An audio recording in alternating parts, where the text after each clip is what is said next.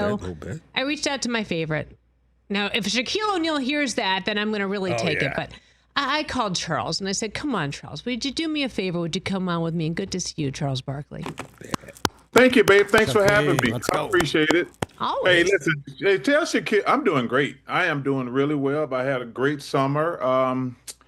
Didn't do anything but play golf all summer. So I don't do a lot. I try to stay off the airwaves. And it's obviously going to ramp back up in the next week or so. But I try to stay off television, stay in my lane, and play golf every day. So I had a great summer. Now, you said tell Shaquille O'Neal what? Let's start something here, please. The guy shouldn't be jealous of me, okay? I'm me. He's not. Just deal with it. I mean, just deal with it. But if he hears that if I called you a favorite, I mean, there's no doubt that my phone's going to light up right now. That's like, just what jealousy. Are you thinking? Hey, listen. Just because you can't reach somebody's level don't mean you can't. Hey, don't keep striving. Just keep reaching. I tried coffee 3 days of my life. I read this article, I think it was about 4 years ago, where it said coffee was good for you. So that was like my New Year's resolution. And I drink coffee for 3 days. Susie, that's the nastiest tasting stuff in the history of civilization. Oh my God, we're going to have a fight right now. I can't even, the minute I wake up, all I think about is, can I get coffee in my body as fast as possible? I don't understand that. Like I say, I've only did it 3 days of my life. And it sucked. I'm not even sure what it just tasted nasty. I'm not even sure what it tastes like. It just tasted disgusting. I tried it for 3 days and I'm like, you know what? I'd rather be unhealthy than drink this crap every day. Oh my God, it's like my favorite thing. My favorite thing is a hot steaming cup of coffee. But listen, I could waste the entire interview talking about what we like and we dislike, but I think that, I might hear it from the guys in the audience here, so I will ask you a couple questions and we'll move on. But then we'll go back to coffee and tequila because really what else matters? Congrats on the Inside the NBA coming back to you guys on ESPN, making its debut 2 nights of season opening NBA action. Wednesday, October 22nd, Thursday, October 23rd. The pregame show airing 6 to 7 Eastern on October 22nd on ESPN and ESPN2. 6:30 to 7:30 on October 23rd on ESPN. And both post-game shows will begin on ESPN both nights immediately following these double headers. So what do we expect to see here? Great question. We don't know. We think everything's going to be the same to a certain degree. But number one, it's going to be an honor and a privilege to work for ESPN. I've said this before. I'm not just saying it. They're the greatest sports network in the history of television. So it's going to be an honor to work for them. I am so glad they picked up our show for the people who behind the scenes. Because, there was hundreds of people. Well, there's still hundreds of people who lost their job, and that's unfortunate.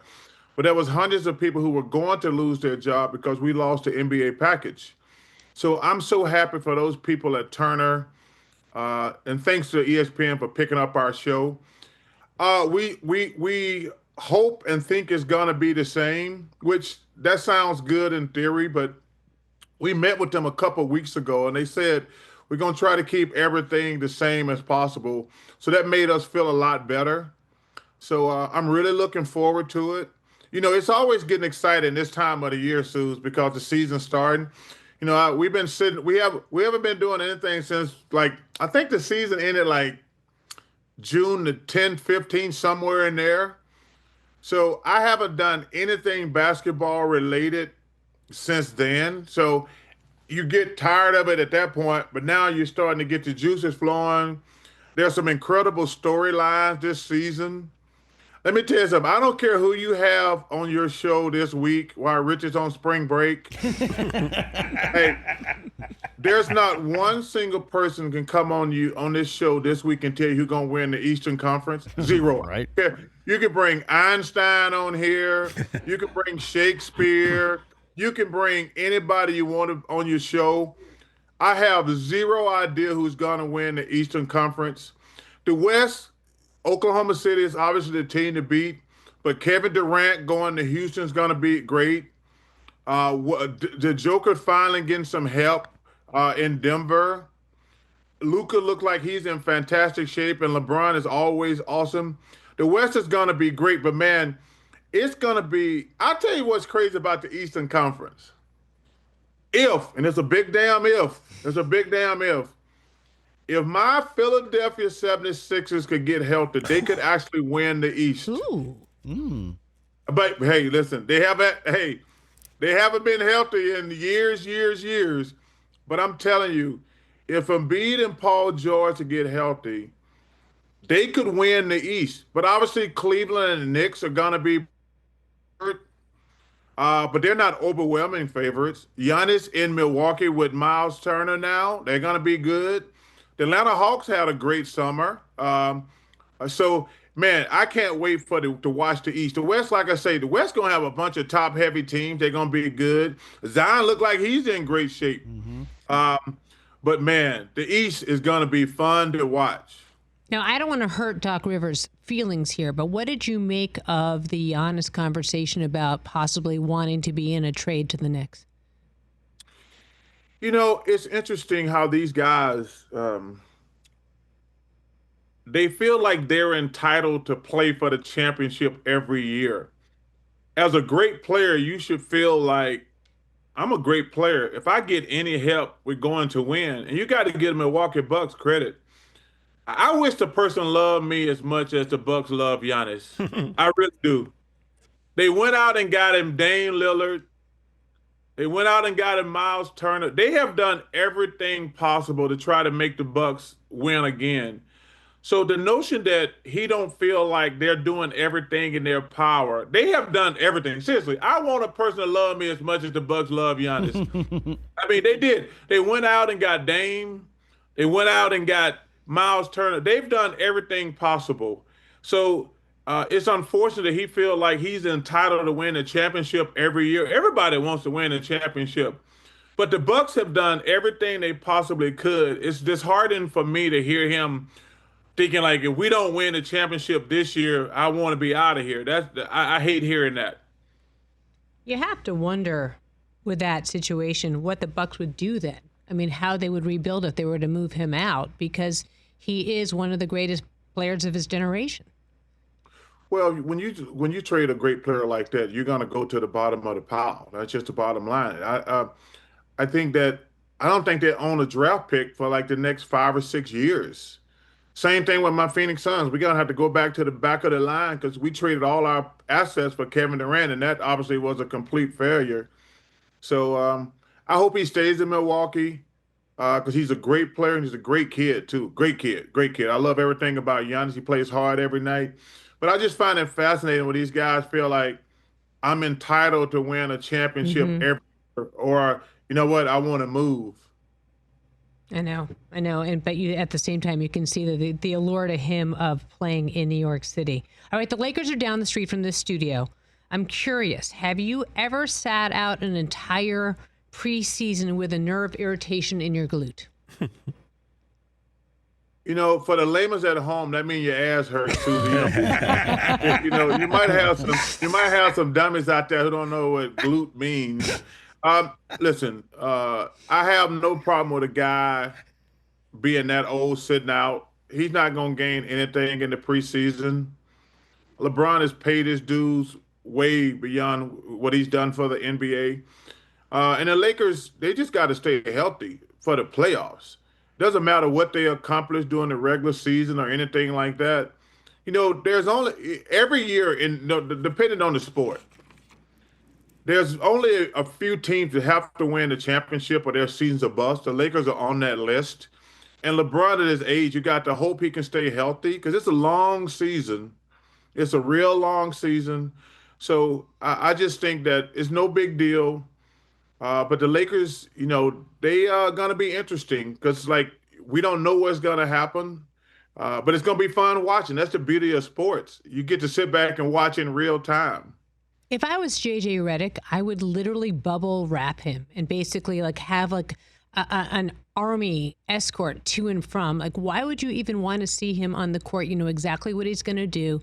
Luke is basically working out 27 hours a day. I think what he's doing makes a lot of sense. I mean, like, right? I'm not wrong here. No, you're 100% right. LeBron, what is he going to accomplish playing 20 minutes in the preseason? First of all, half the guys he plays against ain't gonna be in the league in a week and a half. They're gonna be working somewhere. So no, there's no need to play at his age. Now, I think the preseason is great for young guys because this probably when you're a young guy, that's probably some of the best players you're ever gonna play against. Even if they don't make the NBA, still gonna be some of the best players you ever play against. There's a lot of good players that's not gonna make it, but so just play your young guys. And the number one thing with the Lakers, they got to find a way to develop their bench. We know what Luka and LeBron's gonna do. I tell you, the key is gonna be DeAndre Ayton Mm-hmm. because, and he's got to play well because he's a free agent. He ran his way out of Phoenix and Portland because he wasn't happy. But guys like him who gonna be a free agent, he's got to play well. If he can't play well with Luka and LeBron, he can't play.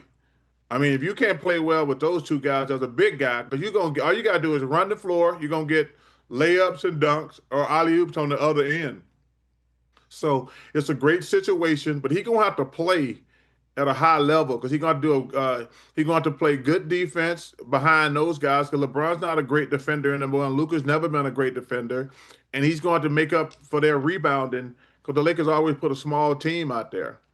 Charles Barkley joining us here on The Rich Eisen Show. I'm Susie Schuster in for Rich Eisen here on ESPN Radio, presented by Progressive Insurance.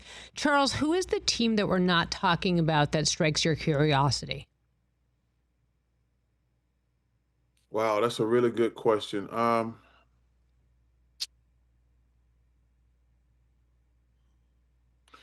think the wild card is probably Toronto. I like Toronto.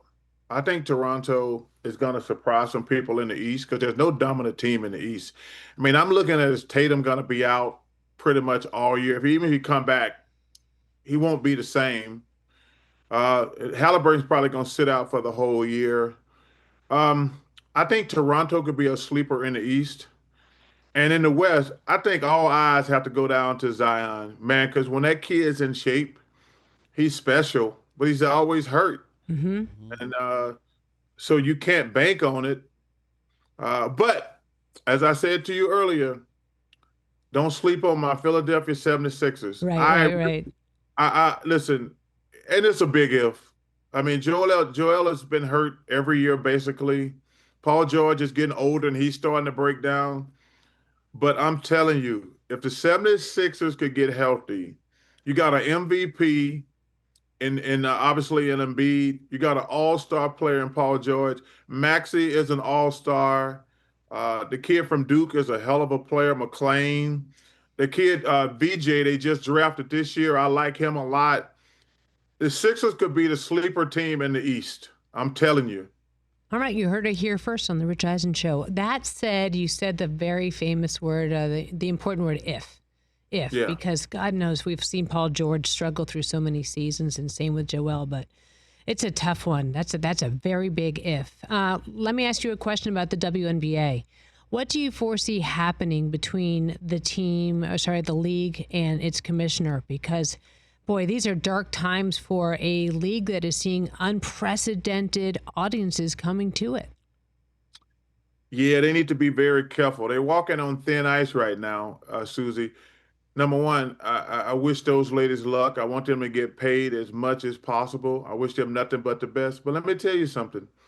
I had Michael Jordan, Larry Bird, Magic Johnson. I've had some of the greatest players ever, and we went on strike. Listen, you got to be careful of trying to figure out I know they're doing some great things, but you can't overplay your hand. Um, like I say, I want those ladies to make as much money as possible. And I don't want to be one of those fools get on TV and say, I don't know their financial workings. I don't know how all their stuff working. But I will tell you this, as a league that had Larry Bird, Magic Johnson, Michael Jordan, and 100 great players, I think we went on strike 3 times. So this notion, just because you got power and talent, these billionaire owners just going to give you everything you want. That's not going to happen. That's not going to happen. So I wish those ladies great success. I hope they get paid what they deserve. I got to tell you, there's bad blood. We see it between Collier and Engelbert all the time, and they're playing it out. And Unrivaled gives them a different level of, it looks like a little bit of leverage there, but we will watch this unfortunately Yeah, but unfold in front of us. see, it's interesting you say that because I love Nafisa. I was really rooting for her to win MVP this year. So listen, and she's one of the owners of Unrivals, which we produce. We on our network.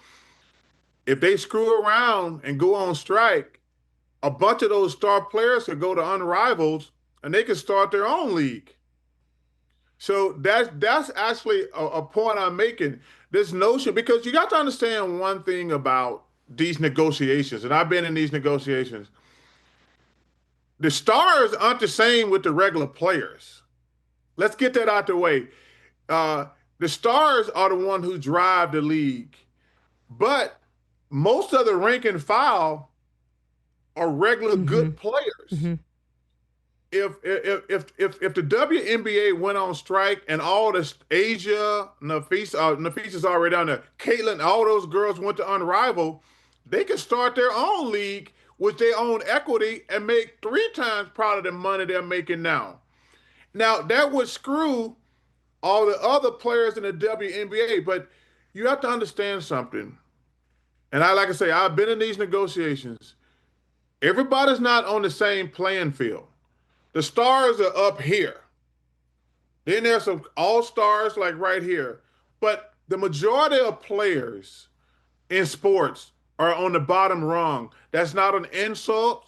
That's just a fact.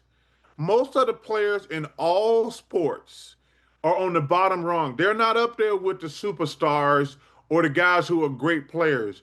Most of those guys, and I'm going to use this, and it's not insult, most of those guys are special teams players in all sports. And that's no disrespect, but to think that we're all on the same level playing field when it comes to salaries, endorsements, and things, we're 100% wrong.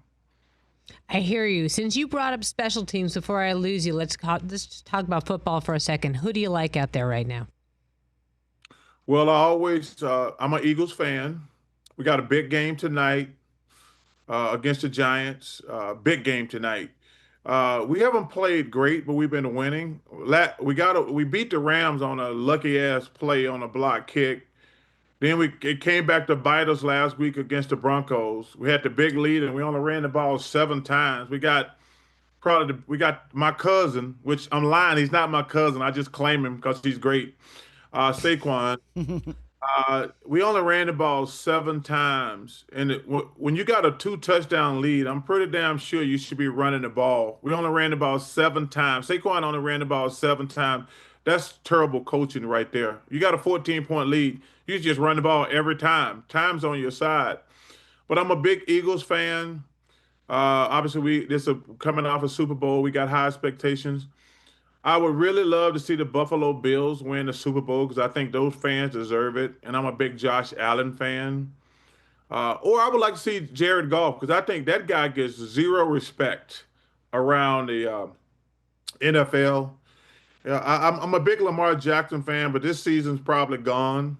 He's out right now. He's probably going to miss this week, and they got to bye next week. So this season's probably gone for the Ravens. But I would love to see Jared Goff or Josh Allen win the Super Bowl. Josh is the best. He's probably the best quarterback in NFL right now, in my opinion. And Jared Goff is probably the least respected great player in the NFL. I mean, what that guy does is just win, win, win. And I don't understand why he don't ever get any respect. But no, right now, man, I love football season. College football is going on right now. This is great. We got Georgia this weekend down at Auburn. It's a must win for us probably because we started out 3-0 and we're on a 2-game losing streak. And Georgia, other than Alabama, is probably our biggest rival. So I'm really looking forward to the Georgia Auburn game. But man, football season's just great. I don't, Susie, I don't do anything on the weekend. I get up first thing in the morning, call my bookie, and get all the lines for Saturday and Sunday. Then I go to the casino, to the sports book and bet. That's all I do. I play golf every day except Saturday and Sunday because I refuse because there's no way you can stand over a driver and wonder about the point spread on the game and not shank it. So I play golf 5 days a week, but I never play golf on the weekend because listen.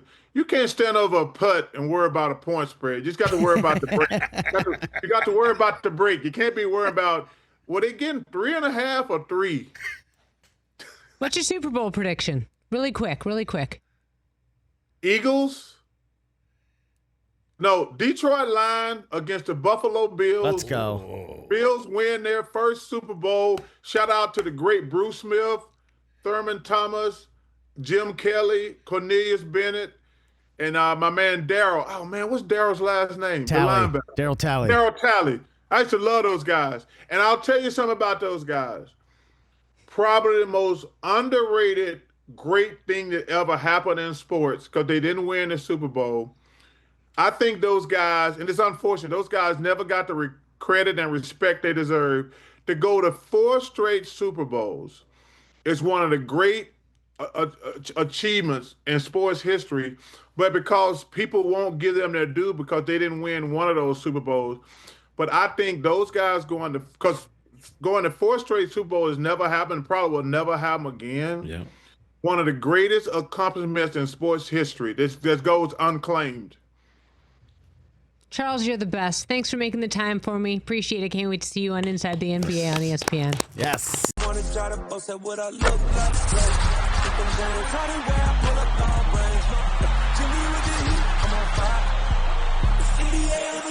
fire.